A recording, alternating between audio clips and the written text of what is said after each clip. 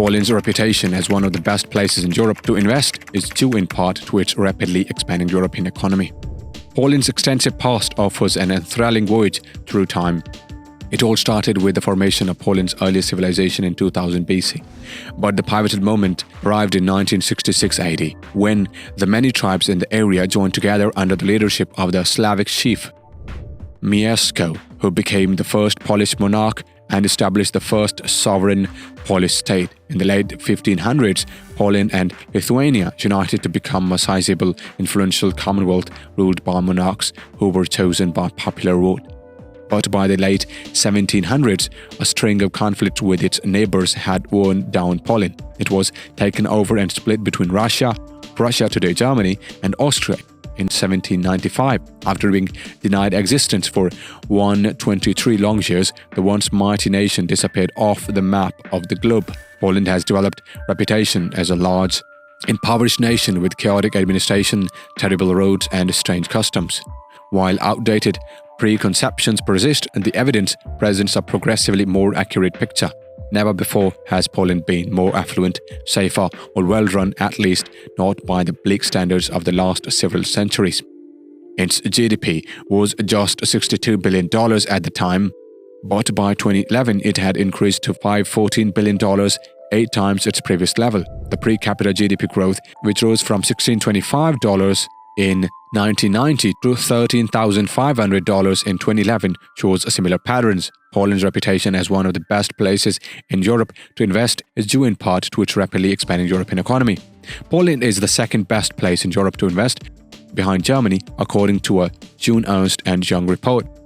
Similar findings have also been drawn from other polls conducted in recent years. First, the vast scale of the market in the nation, by far the largest in Central and Eastern Europe, implies that it will be simpler to relocate enough individuals with the necessary capabilities, which is especially important for industrial facilities with bigger locations. Additionally, Polish consumers are still catching up, which implies that while they are eager to work hard, they are also willing to spend, making this a market that is not just large but also growing. Thirdly, a lot of investors are realizing that although salaries in Poland are significantly lower than EU norms due to the country's growing economy, they can nevertheless acquire talents that are comparable to those in Western Europe.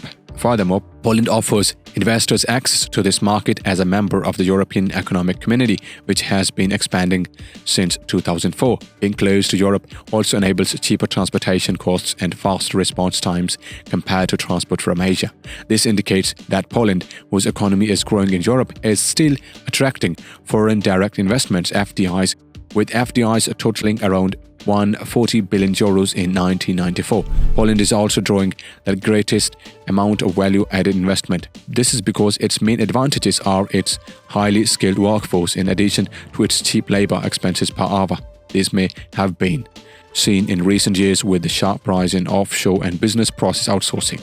There were around 300 service center operating companies in 2011 compared to just 80 in 2004. Rather than the conclusion, this could just be the beginning. The city of Krakow, which is in southern Poland and has a growing European economy, was designated the best developing city for outsourcing internationally in an evaluation conducted by the United Nations Conference on Trade and Development. This means that there will be more inflows of investment of this sort.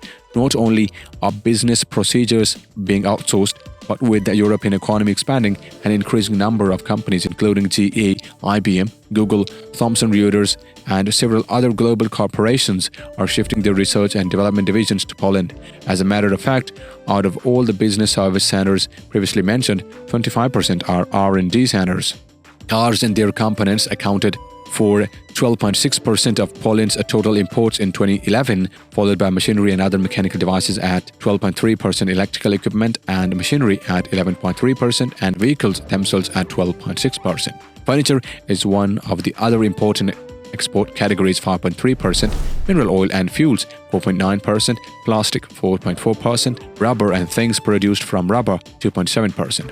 The banks are a major source of stability for Poland, which is a terrific area to invest in and has a growing European economy. The Polish banking sector is one of the best capitalized in Europe, with a Tier 1 core capital ratio of 12.5% for the whole industry and 13.5% for the top 5 names. Poland has a booming European economy and a house loan rate, loans per GDP, of up to 19% compared to the European average of 40% and the UK proportion of 70%.